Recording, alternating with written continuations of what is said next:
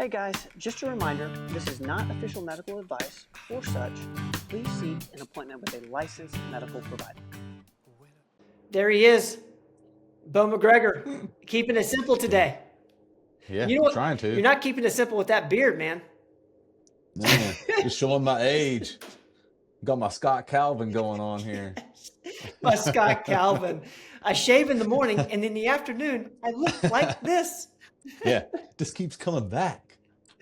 Well, Uh, man, thank you so much for doing this. This is our brand new show called Keep It Simple. You're the star of it. You're our guy for breaking down very complex topics into its most foundational form, and you're making it super practical for people. So thank you for doing this. We've got an interesting topic today. Well, one, I kind of want to start us off on about this show. Keep it simple. It's not about cookie cutter. We're not trying to make this so that everybody's the same. We're not saying that. We're trying to break down super complex stuff that is still very personalized. You know, healthcare is super personalized to the patient. Riff on that a little bit because I want to make sure everyone understands kind of where we're coming from here. yeah, I mean, I like to keep it simple because I'm kind of a simple Me guy. too. And I can listen to and read complex things, and I always got to put it in my head. I'm like, well, what does that mean? Like, let me figure that out in my head. And not everybody's cookie cutter and things like that. It's one of our nurses here came to me and asked me a question, and I kind of went on this long tangent about things. It's like people stop you at a family get together or something like that. Like, hey, my doctor told me this, or hey, I've got this kind of pain here. And I'm like, do we really want to get into it? Because this isn't a quick answer. And it's a simple explanation about what's going on, but that little twinge or something like that, there's more to it than just like this thing. Yes. No, Yes. it's a long concept, because especially when you're talking about people, you know what they're doing, you know what they're not doing well, and you know where they can improve. So, and this is kind of something that what we're doing is like when people are starting a health journey, like we did the protein first kind of thing. And kind of want to talk about that a little bit. Like when I said counting the carbs, start at 100, I'm just trying to get you halfway down. Yes. Like you really want to keep going down and going down and going down to where you feel comfortable. But there is the keto flu and things like that that people can get. I just want to set a set point of 100 just because, like, just start counting them. And you want to go lower, but if I can get you halfway down the average, then it's a little bit of a win for you. But anyway, I'm glad you said that, Bo. Like right there, I think that's kind of the crux of the show is like, just start counting the carbs. And yeah, just by counting, we think you'll get down to 100. And, of course you can go down lower. But I think in terms of breaking it down to its most simple form, start by counting alone. Just count yeah, and yeah, don't yeah. do anything yet. But we wanted to talk a little bit about the scale in integrative medicine.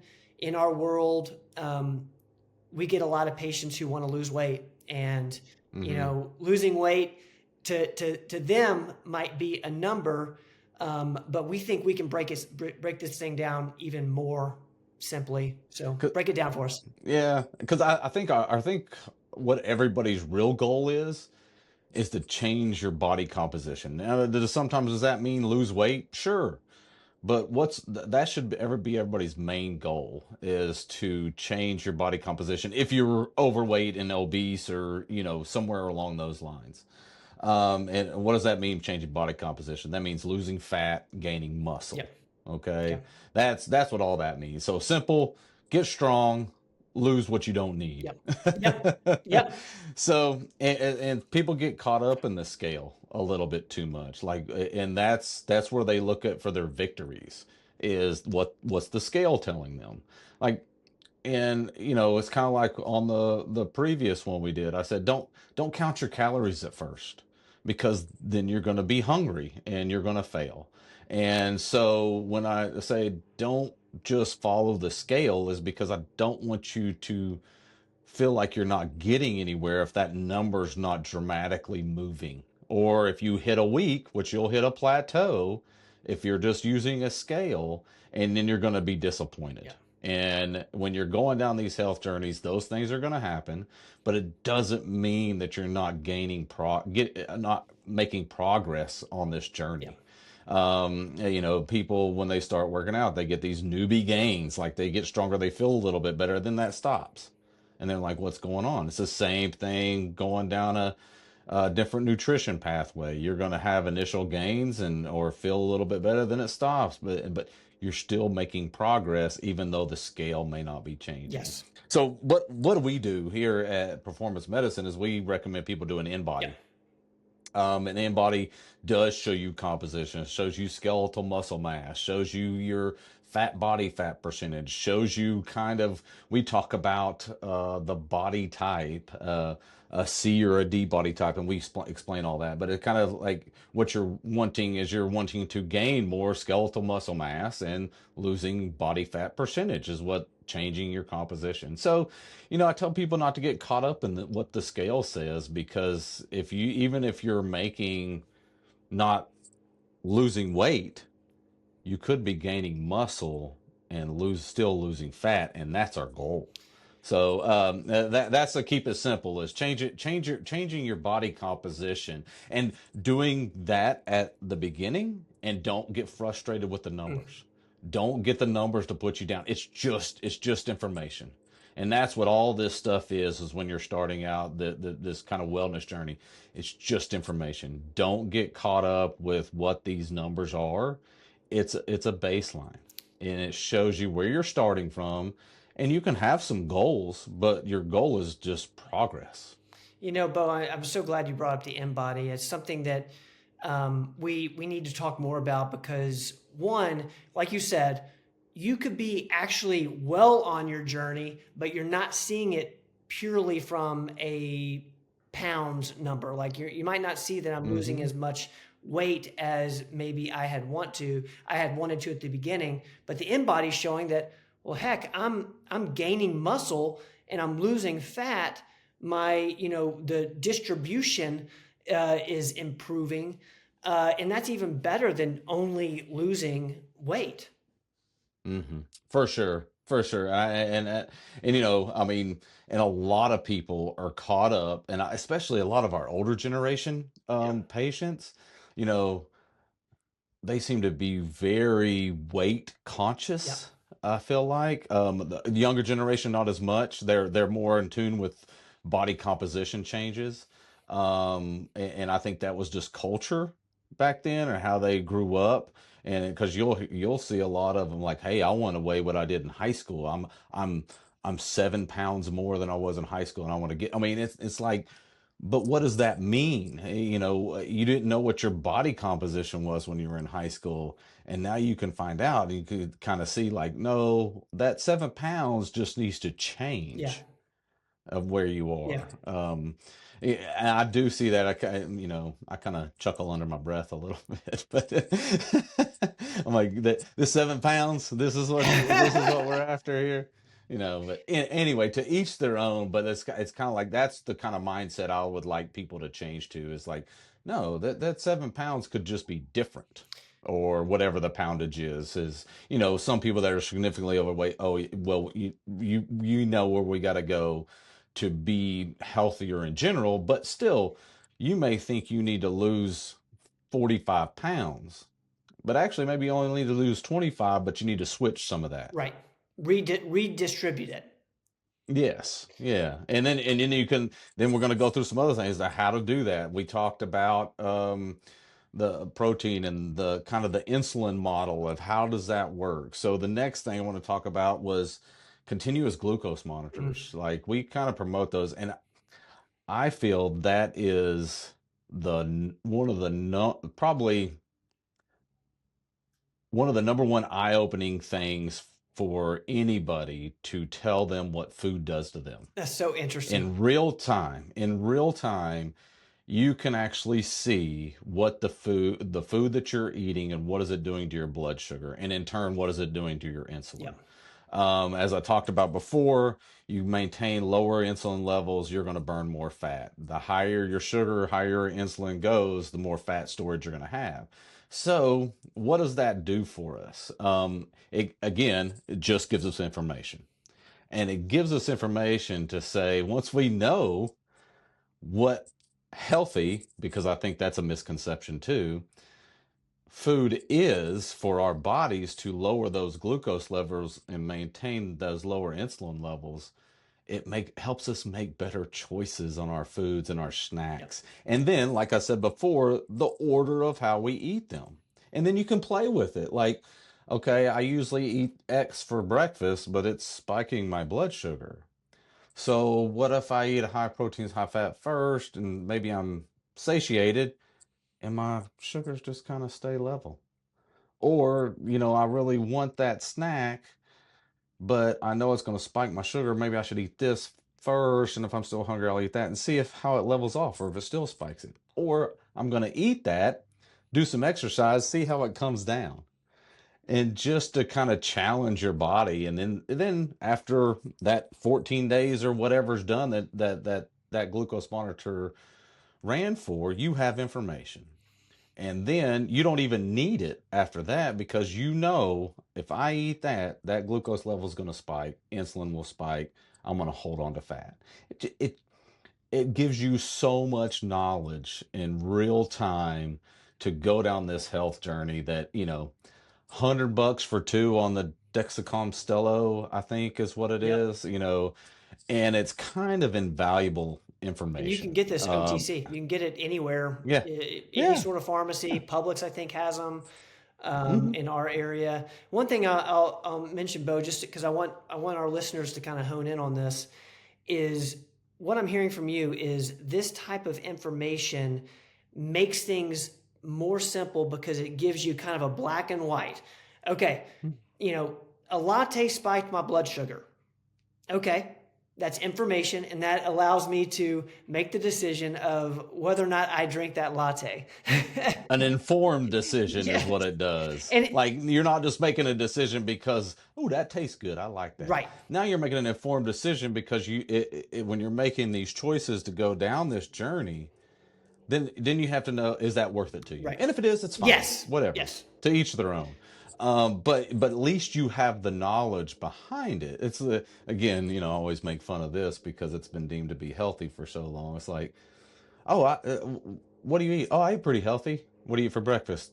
Honey Nut Cheerios. yep. Watch and see what your blood sugar does with that, and your orange juice. What And what about microwave oatmeal? You know, yeah, right. I used to think that was like Brown the sugar yeah, oatmeal. And I'm not making fun of people that do that. I'm just saying you are doing it thinking that it's healthy without any real time information behind right. it. And this gives you real time. So to keep it simple, it's information that what your body's telling you that may be contradictory to what you thought. Yep. I have to ask this based on your own experience with CGMs and your patient's experience with CGMs. Can you, with that information, you see a latte spikes your blood sugar. Can you, with that information, can you feel that? Like, is that something that you feel, or is it completely like, dang, I didn't realize it spiked my blood sugar like that? With me, no. Okay. I mean, mine never really spiked really high, but it did spike some. But could I feel Okay. anything? No. Okay. But I'm not diabetic. Okay. Could a diabetic feel it? Maybe, but they may be used to it Okay. as well. And then you start to think, is like, is that why you feel so bad all the time? Right. Because you don't really know Right. until you've tried it. Until you've actually like seen it real time updates on your phone like every 5 minutes, and you're like, man. And then once you change that and you manipulate the system, and that, again, going back to the scale's not definitive. Like 30 days down the road, you've been doing something and you've only seen so much change on the scale, but then evaluate, do you have more energy? Do you feel better? Are you sleeping better? Does your skin look better? Do your joints feel better? Like, that's the measurement. Like, you mark down X number of things, so that's how you're going to weight this out. And don't just let the scale dictate it. Yeah. Yeah. I love that. So, like, that's what I'm saying. Like, it all kind of comes back to that a little bit. It's like changing body composition, but what does that mean? It's fat and muscle mass distribution, but it's also like, man, I feel Yeah. better. And I think that's part of what a lot of us at performance medicine try to get across to people, and that's what makes us more passionate about this, is because when we do these things, and I've done these things, um, I want people to know how much better I feel doing Yeah. this. Like, do I feel good every morning getting up real early and doing the things I'm doing? No, but I feel better after. Yeah.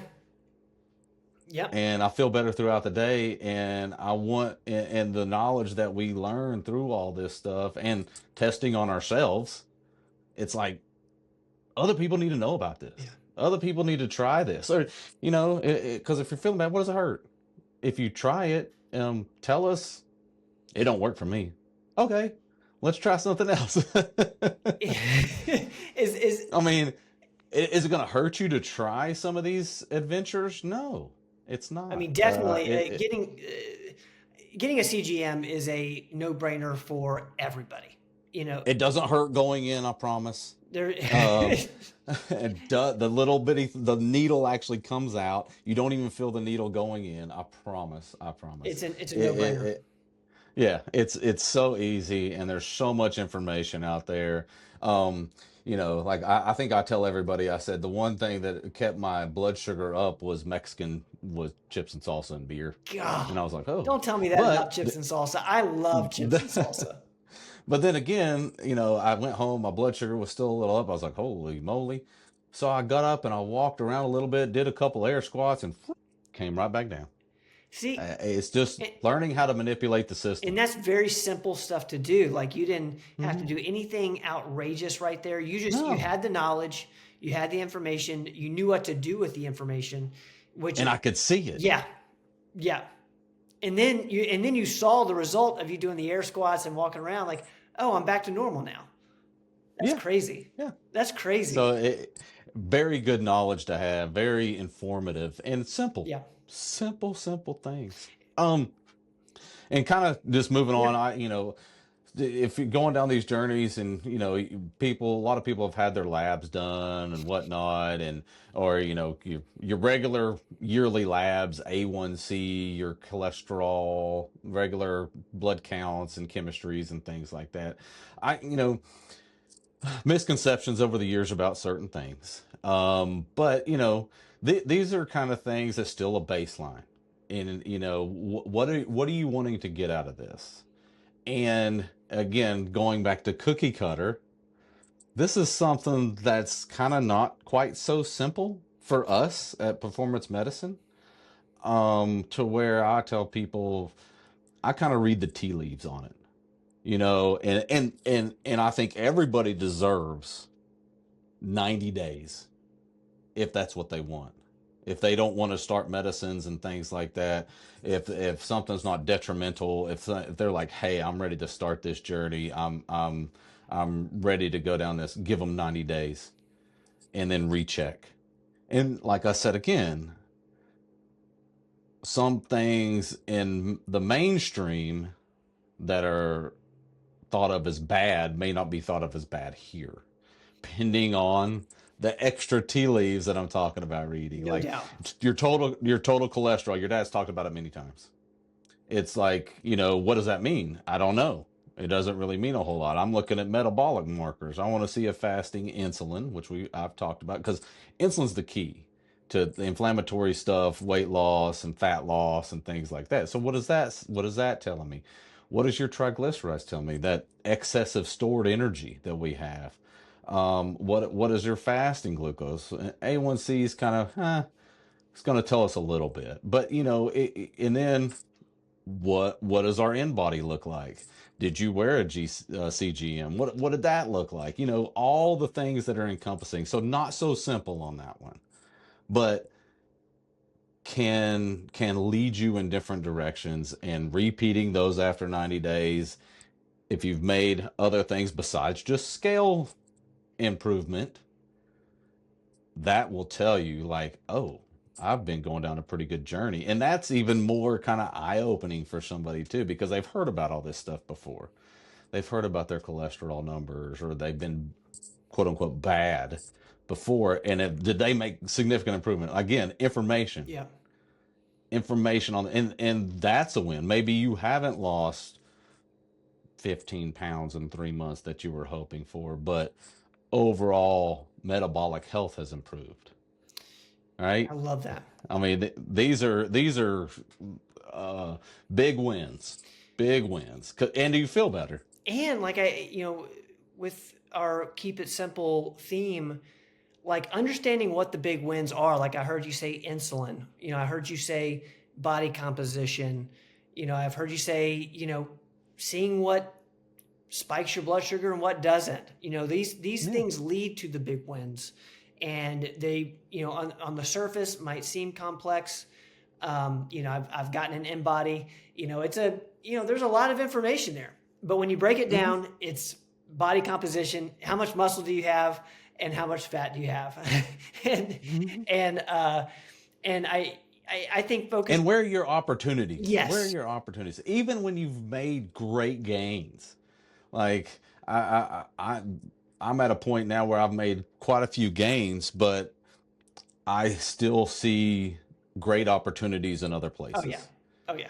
And I think once you start getting down these pathways, you're always looking to improve. You're not looking to be like, oh, I'm good now, I'm done. No.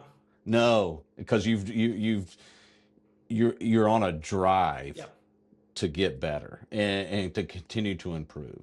You know, So I've heard Dr. Rogers say this number of times: follow your energy, and there's really something to that. And all this stuff that we're talking about is kind of like seeing what gives you more and more energy, and being able to attribute different things to more energy. I can tell that you're in that place personally where you're starting to really see what's giving you more and more energy, and then you're wanting more and more of it, hmm and like you said, with the different opportunities.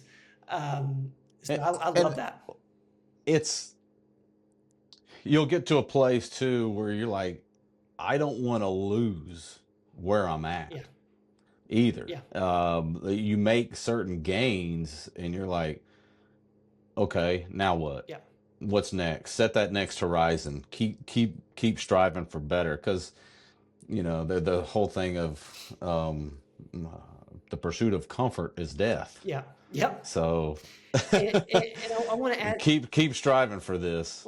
something else, Bo, that I knew we were recording today, and I was thinking about today's topic, and I was reading a book called that I you and I like to kind of go back and forth on this type of stuff anyway, so we'll just do it on the pod. I'm reading this book called Chatter, and it's about your inner voice. We all have like a voice in our heads, and there's Some of us have too. yeah. And it's about controlling the inner voice in a way that works for you. And yesterday I was reading about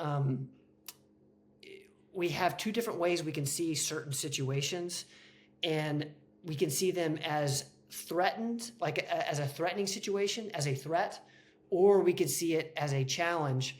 And you can just reframe, because I do this a lot in my own life where, if I just think of something, in a way that's, you feel threatened, even though it's not like a real threat. Yeah. Versus, I can easily turn that around and look at it as a challenge. You and I've talked a lot off camera about, bringing challenge back into our life, and bringing, seeing things as challenges versus just not challenging yourself at all. But the funny thing about the reframe in the book is again, talking about your inner voice. One way to change seeing things like a threat versus seeing things as a challenge is talking to yourself in the third person. So in your head, instead of like, man, I've got so much to do tomorrow. I've got this meeting and that meeting. I've got, three people who are depending on me that I just don't think I don't think I can live up to it. Versus like, Ben, you've got a really big day tomorrow. You've got this, you've got what it takes. And all of a sudden, like everything inside changes by talking to yourself in the third person, which is now again, not out loud because that's not acceptable in social norm. People might, Even though you see people talking on their phone on speakerphone all the time, just walking around with their earpieces in, it's like, man, 30 years ago they thought these people were crazy. Well, they still make it, but it's that whole positive talk, yeah, right? and challenging And yourself. I think we have all that due to that fear of failure. Yeah. And it's kind of like, okay, you get on the scale, doesn't say what you think it's going to scale, but then you have this fear of telling people you're going to go down this journey, first of all, because you don't want to fail. Yeah. And then a year from now, you're like, well, I never really started, because you're afraid to start because you don't want to fail if you start. And that's the same thing as like, I'm started down this pathway, but that scale's not moving. So I'm failed and I'm done. Yeah. So you have to continue to don't feel that failure, because if you're making progress, you're making progress. Yes. Don't get on to yourself if you fail one day or one meal, whatever, or you didn't go work out that day. I think the hardest thing to do is to continue to make progress and not get complacent with the success you had, because it's real easy. Like if you're getting after it and all of a sudden you go on vacation for a few days, it's a lot easier to stay in that vacation mode and not do anything, and you'll be shocked how fast that mindset comes. Like, I'll just pass today, and then it turns into 2 days, turns into 3 days, turns into 4 days, because it's easy. It's easy. It's easier. So you're better off trying to push forward, and continue the progress down, even though it's hard. But like you said, like when you were talking about that, there's like two pathways you can take. Always take the hard path. Yeah. Yeah. Take the hard path. You will be better for it, even if you fail. You'll be better for it taking the hard path. I love that. And it's a very simple concept too. Right there, bring back, challenge into your life, challenge yourself. It's amazing how it's and we talked about a little bit on Forge Lab about stuff like that, and set your goals, set a big goal, but then set intermediate goals. Yes. So you're hitting those horizons, and you continue to strive for better. That's the same thing with like your numbers, your scale, whatever. Even if those scale numbers aren't changing, body composition may be changing. You feel better. That's part of the scale, is just feeling better, more energy. We talked about the biomarkers, and then other tools of performance medicine. We've talked plenty about GLP-1s, and your dad just put out a new study about postmenopausal women and hormone therapy, and how GLP-1s really kind of move that needle even further. And and let me talk about that briefly. We've gone into details about GLP-1s in the past. I'm not going to do that, but one of the things that I've heard recently, and I'm going to start doing this with patients, is in using these things, is really what we're using these for. I think your dad's actually talked about it a little bit. It's to help change nutrition lifestyle. So if you're just going to say, I'm just going to take the shot for weight loss, that really shouldn't be the key. The key is to help with the mindset and to create better choices with your food choices, just like the CGM will do as well. But if you do that for long enough, that changes habits. So eventually we can TikTok that dosage down, because guess what? You already know what to eat. You're already going to make the right choice. So then you get to this micro dose maintenance dosage. that and you're perfectly good there. So to use it to your advantage to change nutritional lifestyle, really, that's what we're using it for. I love that. To turn that food noise off, that we talk about that a little bit. But then, like I said, once you've made that choice for a long time, that's just who you are now. You're going to make that better choice. So that's all I'm going to talk about the GLP-1s. They do work. They are fantastic when doing it appropriately with the nutritional and exercise. Muscle loss, not a thing. We have proven it, if doing the right things, and because that's our goal: fat loss, muscle gain. That's our That's the goal. goal. Like Uh, when you yeah. boil it down, right here on Keep It That's the goal Simple. for everybody. Yes. Muscle's the currency of longevity, Yep. right? Yep. Eh, eh, And of course you got your hormones that we can evaluate, look at to try to optimize and moving forward, to include like thyroid, and with the nutritional status improving. All of those numbers can change too with exercise and things. So we can follow those out to try to optimize those.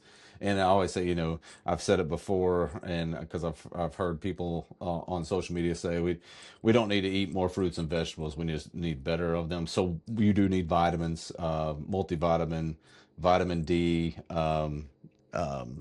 omega 3s, because we just don't eat a lot of fish in our culture to get a lot of good omega 3s, and creatine. Robin did a great video on creatine, especially muscle health is what creatine started for, but now we're noticing all these great effects for brain health when trying to push those dosages up.